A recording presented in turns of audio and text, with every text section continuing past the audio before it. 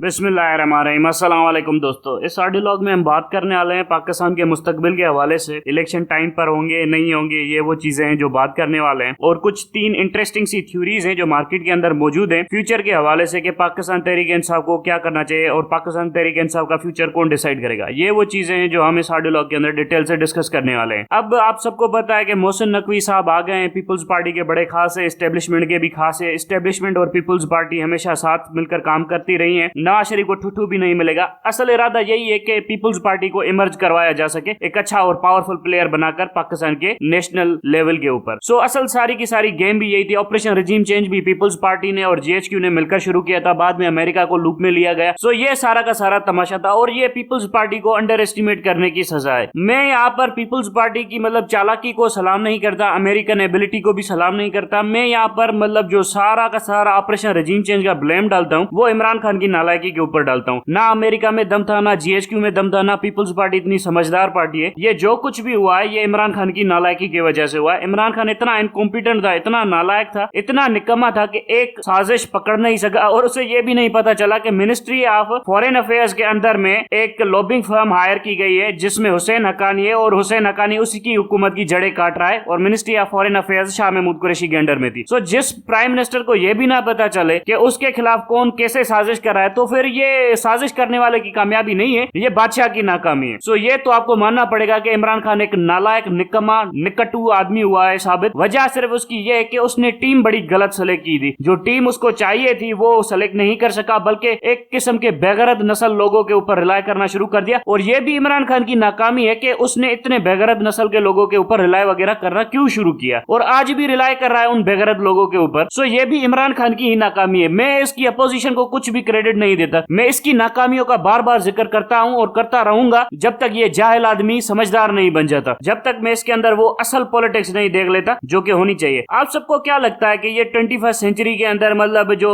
Democratic system है, human rights की violation के ऊपर कंडेम किया जाता है और यहाँ पर जमहूरियत को इज्जत दी जाती है, कानून की हुक्मरानी की बात की जाती है, तो क्या इसका मतलब ये है कि कानून सबके लिए है? सवाल ही पैदा नहीं होता। मॉडर्न डेमोक्रेटिक नेशंस ले लो, बर्तानिया ले लो, आप अमेरिका ले लो, यहाँ पर सबके लिए कानून कहाँ पर है? सेलेक्टिव एप्लीकेशन ऑफ लॉ होती है। बाइडेन के खिलाफ कहाँ पर कानूनी कार्रवाई हो रही है? बाइडेन ने कितना पैसा झोंक दिया है यूक्रेन वॉर के अंदर, यूक्रेन के हवाले से, तो बाइडेन के खिलाफ कहाँ पर कार्रवाई हो रही है? वजह यह है कि बाइडेन वहां का बिलावल जरदारी है, वहां का पूरा मीडिया बाइडेन को सपोर्ट कर रहा है और ट्रंप को क्रिटिसाइज कर रहा है। हालांकि ट्रंप के फैसले भी बड़े सख्त फैसले थे और बड़े दुरुस्त फैसले थे, लेकिन फिर भी ट्रंप को सपोर्ट वगैरह नहीं किया जा रहा। वजह यह है कि वहां की जो एडमिनिस्ट्रेशन है या एस्टेब्लिशमेंट है वो ये समझती है कि ट्रंप हमारे नेशनल इंटरेस्ट को सूट नहीं करता, बाइडेन सूट करता है। और बाइडेन क्या करता है? बाइडेन वहां की जो मिलिट्री इंडस्ट्रियल कॉम्प्लेक्स की जितने भी लॉबिंग है उन सबको पैसे वगैरह देता है। किसी को थोड़े पैसे दे दिए, किसी को ज्यादा पैसे दे दिए, उसके बाद वहां पर सिस्टम चल रहा है। सो वहां पर भी एक पुराना एस्टेब्लिश सिस्टम है जिसके खिलाफ ट्रंप ने आवाज उठाई थी। वहां पर भी ट्रंप के साथ वही हो रहा है जो यहाँ पर इमरान खान के साथ हो रहा है। सो ये भी आपको सामने रख लेना चाहिए। उसके बाद आते हैं बर्तानिया के ऊपर, बड़े डिंगे मारे जाते हैं। बर्तानिया के अंदर रूल ऑफ लॉ है, रूल ऑफ लॉ है। मैंने देखे हुए हैं ये सारे के सारे लोग। बर्तानिया का रूल ऑफ लॉ देख ले। फारूकी था, ये जो एमक्यूएम वाला था, उसको मार दिया अल्ताफ हुसैन ने, बर्तानिया के अंदर मारा, चाकू से मारा। दोनों बंदे पकड़े गए। बर्तानिया के हाई कमीशन को उनकी तरफ एक्सेस दिया गया, उनकी रिपोर्ट स्टेटमेंट वगैरह रिकॉर्ड की गई। उसी केस में बर्तानिया ने एमक्यूएम के लीडर को आजाद कर दिया। वजह बर्तानिया का एसेट है अल्ताफ हुसैन। इसी तरह से आप ये जो केस है अरशद शरीफ वाला, वहां पर मरियम नवाज को नहीं बुलाया जाएगा, उससे कुछ पूछा भी नहीं जाएगा, उसको जाने दिया जाएगा, सब कुछ किया जाएगा, उसके खिलाफ कोई कार्रवाई नहीं करेगा बर्तानिया। वजह एसेट है, इंडिया की लॉबिंग वहां पर ज्यादा मजबूत है। कहां का कानून है यार? इसी तरह से आप चिलकोट रिपोर्ट उठाकर पढ़ लीजिए। मेरे ख्याल में टोनी ब्लेयर था जिसके ऊपर बनी थी चिलकोट रिपोर्ट। चिलकोट रिपोर्ट अगर आप पढ़ ले तो उसमें बताया गया कि टोनी ब्लेयर ने, एक प्राइम मिनिस्टर था, अपनी पार्लियामेंट से झूठ बोला वेपन्स ऑफ मैस डिस्ट्रक्शन के ऊपर और उस रिपोर्ट में वाजे बताया गया है और उसका सारा का सारा इल्जाम इंटेलिजेंस एजेंसियों के ऊपर डाला गया और उसके बाद उस सारी की सारी रिपोर्ट को खत्म कर दिया गया। टोनी ब्लेयर के खिलाफ कोई भी कार्रवाई नहीं हुई। यहाँ पर बड़ा ढोल पिटा गया था कि टोनी ब्लेयर के खिलाफ इराक वार के हवाले से बड़ी कार्रवाई होगी, ये होगा वो होगा। बर्तानिया का सिस्टम देख लीजिए, ये देख लीजिए, हमने सारे देखे हुए हैं सिस्टम। हमें पता है कि कितनी सेलेक्टिव एप्लीकेशन ऑफ लॉ होती है पूरे सिस्टम के अंदर, सारी दुनिया को पता है। इसे कहते हैं वेस्टर्न हिपोक्रेसी। आप इसराइल के हवाले से देख लीजिए, वहां पर कितनी ह्यूमन राइट्स वायलेशन वगैरह होती है। कौन क्या कर लेता है? वहां पर कोई आवाज उठाता है ह्यूमन राइट्स वायलेशन के हवाले से? फलस्तीनियों के बेचारे के बच्चे 12 साल के, 8 साल के, 10 साल के, 15 साल के बच्चे उठाते हैं, बच्चों के ऊपर केसेस बनाते, 20-20 साल बच्चों को जेल के अंदर डाल देते हैं, जुवेनाइल लॉ भी नहीं अप्लाई होने देते उन बच्चों के ऊपर। सो जो रियासत इतनी बड़ी दहशतगर्द कर रही हो और उसके ऊपर कोई भी बिल पास ना करवाने दिया जाए इंटरनेशनल कम्युनिटी के अंदर, तो बात यह है कि वहां पर कौन से ह्यूमन राइट्स लॉ तभी अप्लाई किए जाते हैं जहां पर पॉलिटिकल बेनिफिट्स दिखे, जहां पर अपने मकासद निकालने हो। फॉर एग्जाम्पल इमरान खान की गवर्नमेंट आ गई पाकिस्तान के अंदर, इमरान खान ने पकड़ लिया बिलावल को, 10 जूते मारना शुरू कर दिए। यही वेस्टर्न मीडिया आप देखिएगा 15 से 20 आर्टिकल हर रोज लिखेगा इमरान खान के खिलाफ कि यहाँ पर ये हो रहा है, यहाँ पर वो हो रहा है, ह्यूमन राइट्स वायलेशन, ये वो, इमरान खान फाशिस्ट है, इमरान खान ड्रैकोनियन है। और इसी मोदी ने मुसलमानों का जीना हराम कर दिया है हिंदुस्तान के अंदर, वहां पर कुछ भी नहीं है। एक सेलेक्टिव सी रिपोर्ट निकाली है मोदी के खिलाफ, वो भी इसीलिए निकाली है बीबीसी ने कि मोदी को ब्लैकमेल किया जा सके रूसा की वार के हवाले से, कि रशिया और यूक्रेन वार के अंदर मोदी को न्यूट्रलाइज किया जा सके, इसीलिए मोदी के खिलाफ ये रिपोर्ट वगैरह निकाली है बर्तानिया ने। और ये बर्तानिया थर्ड ग्रेडेड कंट्री है, ये इसी तरह के टेक्टिक्स अप्लाई करके पूरी दुनिया को ब्लैकमेल करता है और उसके बाद जाकर अमेरिका के अंदर लॉबिंग करता है और उसके बाद जाकर वहां पर हुकूमतों की ऑपरेशन रिजीम चेंज करवाता है। ये बर्तानिया ही करवाता आ रहा है। इसीलिए रूस ने 1500 से ज्यादा न्यूक्लियर मिसाइल बर्तानिया के ऊपर तान के रखे हुए हैं कि मैं जाऊं तो जाऊं, सबसे पहले बर्तानिया को मार कर चला जाऊं, बर्तानिया की एक ईंट भी सही सलामत नहीं बचेगी। रूस इतना गुस्से में है बर्तानिया के ऊपर, ये बर्तानिया को बताएगा रूस के हम क्या कर सकते हैं। ईरानियन क्या कहते हैं बर्तानिया को? छोटा शैतान, और अमेरिका को कहते हैं बड़ा शैतान, और इसराइल को कहते हैं शैतानों का बेटा। सो ये ईरानियन कहते हैं। हालांकि ईरानी भी बड़े शैतान है और ईरानियों ने भी मतलब है ना अमेरिका के साथ बहुत साथ दिया है पूरी दुनिया के सामने कि हमने अमेरिका के साथ लड़ाई झगड़ा किया हुआ है। सद्दाम हुसैन को फांसी किसने दी? ईरानियों ने दी। सो ये वाला भी तमाशा ईरानियों ने अलग से लगाया हुआ है। इराक के अंदर, सीरिया के अंदर, पूरी मिडिल ईस्ट के अंदर 2 ही मुल्कों ने सबसे ज्यादा मुसलमानों को मारा है, एक अमेरिका ने, दूसरा ईरान ने। बाकी किसी भी बंदे ने आकर मिडिल ईस्ट के अंदर किसी को नहीं मारा। सो इन्हीं लोगों ने जाकर मिडिल ईस्ट के अंदर कत्ल वगारत की है, ईरान ने और अमेरिका ने। सो टोनी ब्लेयर के खिलाफ भी कुछ नहीं होगा, मरियम नवाज के खिलाफ भी कुछ नहीं होगा, वो जो फारूकी था जिसका मर्डर किया गया था उस मर्डर के हवाले से अल्ताफ हुसैन के खिलाफ भी कुछ नहीं होगा। और उसके बाद यहाँ पर क्या बताया जाता है कि बर्तानिया के अंदर तो बड़ा रूल ऑफ लॉ है। कौन सा रूल ऑफ लॉ है? और फिर एक रिपोर्ट पब्लिश की जाती है कि वहां के प्राइम मिनिस्टर ने सीट बेल्ट नहीं पहना, इसकी वजह से वहां के प्राइम मिनिस्टर को फाइन कर दिया गया। सो ये जानबूझकर ड्रामेबाजी की रिपोर्टें पब्लिश की जाती है ताकि दुनिया को पता चले कि हम बड़े काबिल लोग हैं, हम बड़े इफेक्टिव लोग हैं, हम दुनिया के अंदर सबसे अच्छे लोग हैं। माय फुट कुछ भी नहीं है इनके अंदर। बर्तानिया आज भी साउथ अफ्रीका के अंदर लोगों को मारकर अफ्रीका कंट्री के अंदर वहां के मिनरल रिसोर्सेज को एक्सप्लॉइट करता है। इराक की जंग में बर्तानिया गया ही इसीलिए था कि वहां से तेल निकालकर सस्ते में बेच सके दुनिया के अंदर और अपनी इकोनॉमी को पंप कर सके। सो बर्तानिया जब भी जंगों के अंदर जाता है वहां पर अपना प्रॉफिट लेकर जाता है कि वहां पर कैसे मैंने प्रॉफिट लेना है। ये जो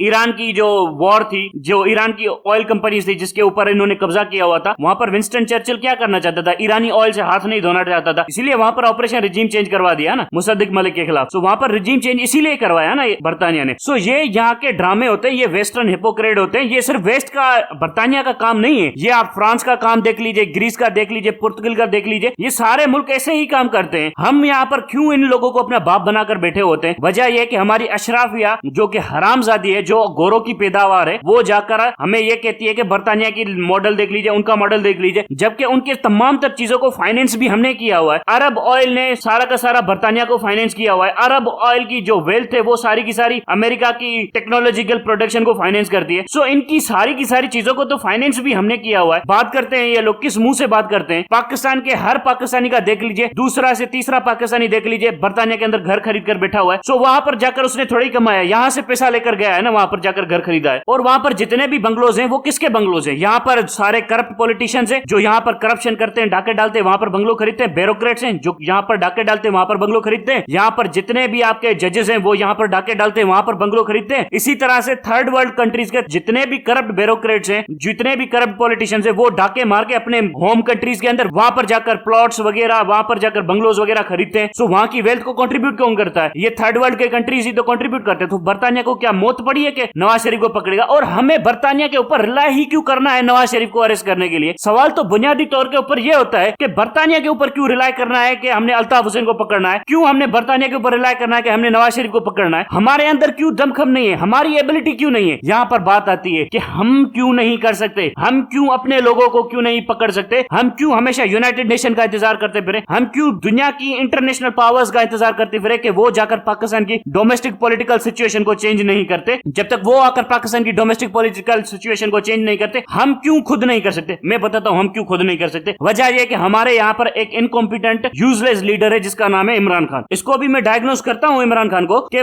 लोग नहीं निकल रहे, लोग सपोर्ट नहीं कर रहे। लोग क्यों निकले भाई? पहली बार तुम्हारे कहने के बगैर लोग निकले थे पाकिस्तान की सड़कों के ऊपर, ठीक है? तुम्हारी पार्टी में दमखम नहीं था, तुम लोग घर जाकर सो गए थे, लोग अपनी मर्जी से निकले थे। क्या कैपिटलाइज किया तुमने? एस्टेब्लिशमेंट के सामने जाकर लेट गए और कहा कि डील करते हैं। बाजवा के साथ प्रेसिडेंट हाउस में मिलना शुरू कर दिया। डील करने के गए थे ना कि डील करूंगा, अच्छी डील लूंगा, ये करूंगा, मैंने इनके सामने पब्लिक पावर दिखा दिया है, प्रेशर दिखा दिया है, अब मैं डील छीन लूंगा। तुम्हारे अंदर इतनी एबिलिटी नहीं थी कि तुम्हारे खिलाफ इतनी बड़ी साजिश तुम्हारी गवर्नमेंट के अंदर ही हो रही है और तुम्हें यह भी नहीं पता चला कि इस साजिश का अल्टीमेट ऑब्जेक्टिव क्या है। और उसके बाद तुम ये सोचते रहे ऑलमोस्ट 6 से 8 महीने यही सोचते रहे कि एस्टेब्लिशमेंट चेंज हो जाएगी तो सारी की सारी चीजें चेंज हो जाएंगी और तुम एस्टेब्लिशमेंट के ऑब्जेक्टिव्स को समझ ही नहीं सके। जब तुम्हारे अंदर इतनी नालायकी हो तो लोग क्यों निकले तुम जैसे नालायक आदमी के लिए? तुम खुद भी गोलियां खाओगे, लोगों को भी खिलवाओगे, अल्टीमेटली जाकर सरेंडर कर दोगे। और क्या करोगे? तुम्हारी एबिलिटी क्या है? तुम्हारे पास टीम कौन सी है? कौन सी टीम है जो तुमने तैयार की है जो तुम्हारे लिए लड़ सके? सारे तो भगोड़े तुमने जमा करके रखे हुए हैं पार्टी के अंदर, फिर कहते हो लोग क्यों नहीं निकलते। चलो तुम्हें बताता हूं, 25 मई को फिर से लोग निकले, पंजाब के अंदर कोई भी बंदा नहीं निकला। वजह यह है कि तुम्हारे बहादुर लीडरशिप खुद तो निकली, बाहर निकली, लड़ी, लेकिन उनके आगे पीछे कोई नहीं था। वो जो तुम्हारे लोकल सपोर्टर थे वो कहां पर मर गए थे? जरा अपनी टीम का असेसमेंट तो करो कि शाह महमूद कुरैशी ने कितने बंदे निकाले, कौन बंदे लेकर आया था, कौन बंदे लेकर नहीं आया था। जरा ये असेसमेंट तो करो। जब तुमने ये असेसमेंट ही नहीं करनी है तो फिर किस बात के लिए लोग निकले तुम्हारे लिए? उसके बाद 25 मई को तुमने लोगों को जूते खिलवाए, फिर भी केपीके के बहादुर लोग तुम्हें इस्लामाबाद तक लेकर आए, फिर वहां से यू टर्न किसने लिया? तुमने लिया। ना लेते तो फिर पता चलता है ना, बहादुर आदमी लड़ मरता है, लेकिन तुम तो पीछे भाग गए। अब जब पीछे भाग गए तो फिर लोग दूसरी बार मायूस हो गए। तीसरी बार तुम्हारे कहने के ऊपर लोग निकले, रावलपिंडी के बाहर, जेएचक्यू के बाहर जाकर बड़ा जलसा कर दिया। फिर क्या किया तुमने?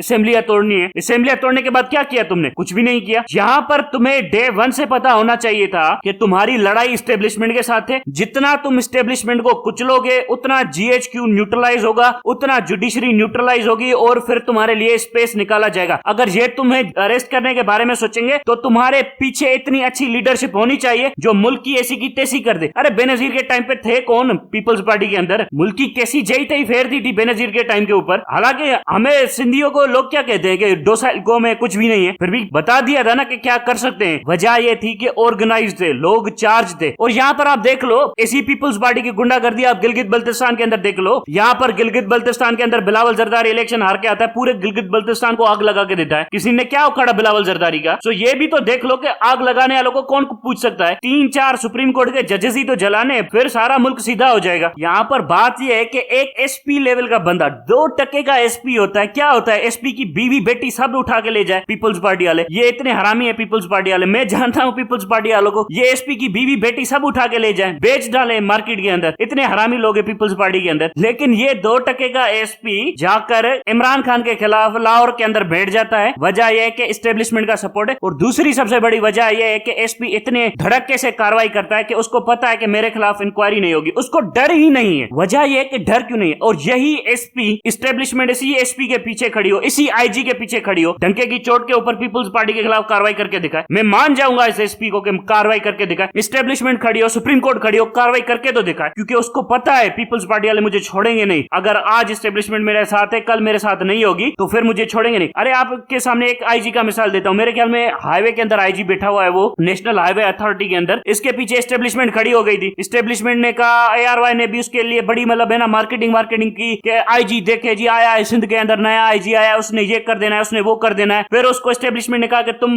मट्टी पलीद कर दो पीपल्स पार्टी वालों की। मैं ये बात कर रहा हूँ जनरल राहिल शरीफ के टाइम की बात कर रहा हूँ, जब नेब सारे के सारे बंदे उठा रही थी पीपल्स पार्टी वालों के, और वहां पर आईजी लगा दिया गया। मेरे ख्याल में नाम मैं भूल रहा हूँ उसका आईजी का, बहरहाल आपको पता चल जाएगा जनरल राहिल शरीफ के टाइम पे आईजी कौन था, जिसका मतलब है ना ARY के अंदर दिन रात नाम बनाया जा रहा था कि ये आईजी आ गया है, पीपल्स पार्टी को देख लेगा, ये कर देगा, वो कर देगा, बड़ा काबिल आईजी है। उस आईजी को आसिफ जरदारी ने एक फोन की, उसने कहा मैं अभी दुबई जा रहा हूँ, ठीक है मेरे सामने एस्टेब्लिशमेंट खड़ी हो गई है, लेकिन मैं कल लौटूंगा और मैं जिस दिन लौटा मैं तुम्हें ढूंढूंगा और फिर मैं तुम्हारा हशर नशर कर दूंगा। आईजी को फोन करता है आसिफ जरदारी। आईजी 3 दिन बाद रिजाइन देकर चला जाता है और बोलता है मैं नेशनल हाईवे अथॉरिटी के अंदर जाता हूँ। आईजी छोड़कर भाग जाता है सारी की सारी सीट। ये होती है फियर, ये होता है डर बादशाह का। मैं पीपल्स पार्टी आसिफ जरदारी के ऊपर लाख क्रिटिसिज्म करूं, लेकिन बात यह है कि उनके पास वफादार बंदे तो हैं और जो बात करते हैं वो तो करके दिखाते हैं ना, डंके की चोट के ऊपर करके दिखाते हैं। अभी अली जैदी को कितने जूते मारे हैं यहाँ पर कराची के अंदर, क्या किया पीपल्स पार्टी वालों ने? ये हलीम आदिल शेख को मतलब है ना टमाटो बना के एम्बुलेंस के अंदर घुमाते फिर रहे थे पूरे पाकिस्तान के अंदर, क्या किया पीटीआई वालों ने? सो ये वो चीजें हैं जो आप डर ही नहीं पैदा करें। जब आपका डर ही नहीं है सिस्टम को, आर्मी को डर नहीं है कि कोई भी हमें पकड़ नहीं सकेगा, जुडिशरी को डर नहीं है, आपकी पुलिस वालों को डर नहीं है, आपके अंदर इतनी भी एबिलिटी नहीं है कि मॉडल टाउन वाला जो सानिया हुआ था जिसमें बेचारे कितने लोगों को मारा गया था, सरेआम पुलिस वालों ने गोलियां मारी थी। पीटीआई की 3.5 साल हुकूमत चली थी, मॉडल टाउन वालों के लिए पीटीआई ने क्या किया? सीधी सीधी बात है ना कि यहाँ से तो क्रेडिबिलिटी का पता चलता है ना। कारकुन भी सोचे कि अगर मैं लड़ मर रहा हूँ तो आने वाले दिनों में क्या पीटीआई मेरे लिए खड़ी होगी? होगी, मेरे लिए कुछ करेगी, या अगर मैं मर गया तो मेरे केस के हवाले से इन पुलिस वालों से बदला लेगी पीटीआई? नहीं लेगी ना। मॉडल टाउन के अंदर पीटीआई ने क्या किया?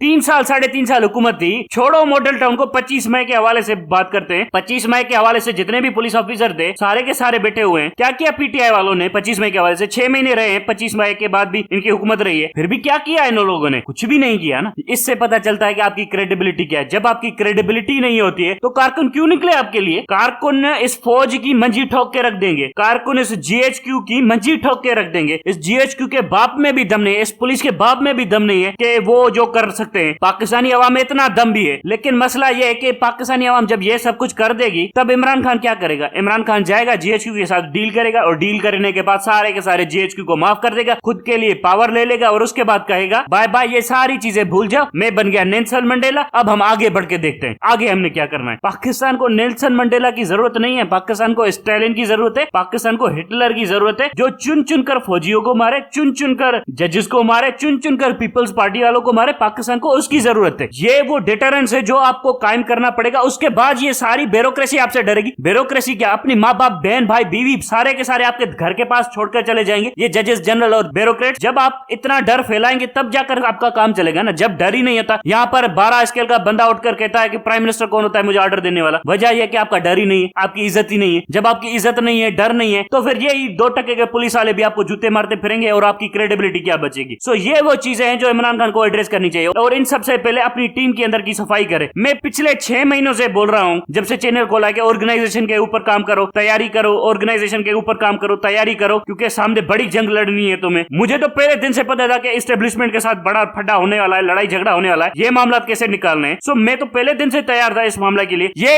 अलग ही पार्टी है जो इसका अलग ही नशे दे, जिनको पता नहीं चल रहा था। बहरहाल अब 3 ऑप्शन आने वाले हैं आने वाले दिनों के अंदर। पहला ऑप्शन है साबिर शाकिर का ऑप्शन, जो कि इतना इफेक्टिव नहीं है, उसके ऊपर भी बात करते हैं। दूसरा ऑप्शन है मुईद पीरजादा का ऑप्शन, जो भी इतना इफेक्टिव नहीं है। तीसरा ऑप्शन है मेरा ऑप्शन, इलीगल ऑप्शन, वो बड़ा इफेक्टिव ऑप्शन है। सो पहले आते हैं साबिर शाकिर के ऑप्शन के ऊपर। साबिर शाकिर का ऑप्शन ये है कि जीएचक्यू के साथ निगोशिएट किया जाए, लॉबी की जाए, जीएचक्यू को कुछ कंसेशन दिए जाए, और उसके बाद जीएचक्यू को अपने फेवर में लाया जाए, और फिर जाकर इलेक्शन वगैरह कम्पीट की जाए। फिर इमरान खान इजीली आकर पावर में बैठ सकता है। इसके लिए आप यूज कर सकते हैं चौधरी परवेज इलाई को। चौधरी परवेज इलाई के अच्छे ताल्लुकात है जीएचक्यू के साथ, और फिर चौधरी परवेज इलाई आपको स्पेस वगैरह दिलवा देगा। इस वक्त अगर चौधरी परवेज इलाई भी कोशिश करे, इमरान खान भी कोशिश करे। इमरान खान पिछले 8-9 महीनों से जीएचक्यू के साथ बातचीत करने की कोशिश कर रहा है, इसमें किसी को कोई शक नहीं है। इमरान खान ने बड़ी कोशिश की है, जनरल बाजवा से भी मीटिंग की है, जनरल आसिम मुनीर को भी प्रेसिडेंट के थ्रू पैगाम वगैरह भिजवाए, लेकिन जीएचक्यू ये समझता है कि इमरान खान इतना बड़ा थ्रेट नहीं है, हम इसको काउंटर कर लेंगे। सो इमरान खान को पहले इतना बड़ा पावरफुल थ्रेट बनना पड़ेगा, इतना पावरफुल बनना पड़ेगा, उसके बाद जीएचक्यू खुद ब खुद इसे बात करना शुरू कर देगा। फिर चौधरी परवेज इलाई का ऑप्शन एक्सरसाइज किया जा सकता है, वरना ये इस वक्त अगर आप ऑप्शन एक्सरसाइज करेंगे तो कुछ भी नहीं मिलेगा। दूसरा ऑप्शन है जो कि बड़ा ही मतलब सोफिस्टिकेटेड ऑप्शन है, लेकिन वो ऑप्शन भी थोड़ा बहुत कॉम्प्रोमाइजिंग है। वो ऑप्शन है मुईद पीरजादा का ऑप्शन है, बड़ा इंटरेस्टिंग ऑप्शन है। उसने कहा है कि इमरान खान को अमेरिका के अंदर लॉबी करनी चाहिए, अमेरिका से सपोर्ट हासिल करनी चाहिए, जीएचक्यू के ऊपर कम रिलाई करना चाहिए, पीपल्स पार्टी के साथ ताल्लुकात बढ़ाने चाहिए, और मुस्लिम लीग नून के साथ ताल्लुकात बढ़ाने चाहिए। और जब भी इमरान खान की गवर्नमेंट आए तो जीएचक्यू को टारगेट के ऊपर ले, पीपल्स पार्टी और मुस्लिम लीग नून को अपने साथ मिलाए, अमेरिका को अपने साथ मिलाए, और जीएचक्यू की जई तई फेर दे, और इससे ही इमरान खान बहुत ज्यादा ताकतवर हुक्मरान बन सकता है। एक सोफिस्टिकेटेड ऑप्शन है, लेकिन इसका जो अल्टीमेट रिजल्ट ये होगा कि इमरान खान को अपने करप्शन के नैरेटिव के ऊपर कॉम्प्रोमाइज करना पड़ेगा, पीपल्स पार्टी को भी कुछ बंदे छोड़ने पड़ेंगे, और चाहे तो नून लीग को रगड़ा वगैरह लगा दे, क्योंकि नून लीग की वैल्यू वगैरह कुछ भी नहीं है पंजाब के अंदर, लेकिन पीपल्स पार्टी को कंसेशन देने पड़ेंगे, अमेरिका को कंसेशन देने पड़ेंगे। फिर जीएचक्यू की मंजी ठोक के रख सकता है इमरान खान, अगर इमरान खान इस तरह की रीअरेंजमेंट वगैरह करता है। बहरहाल ये ऑप्शन ज्यादा फीजिबल भी है, इफेक्टिव भी है, लेकिन इसमें आपको कंसेशन देने पड़ेंगे पीपल्स पार्टी को। अब आते हैं तीसरे ऑप्शन के ऊपर, जो कि मेरा ऑप्शन है। बड़ा सिंपल सा ऑप्शन है। इस वक्त पाकिस्तानी फौज के पास है 250 बटालियन, इमरान खान के